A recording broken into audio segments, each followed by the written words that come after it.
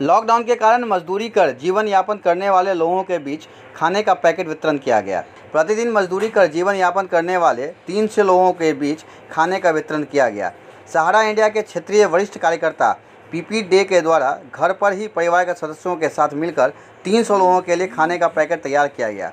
बहादुरपुर थाना क्षेत्र के डरहार, गोविंदपुर के मुसहरी टोला एवं खराजपुर में घर घर खाने का पैकेट वितरण किया गया।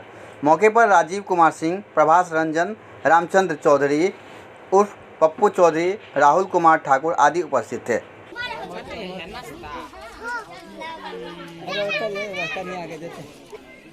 उधर उधर हाथ में धरा दो।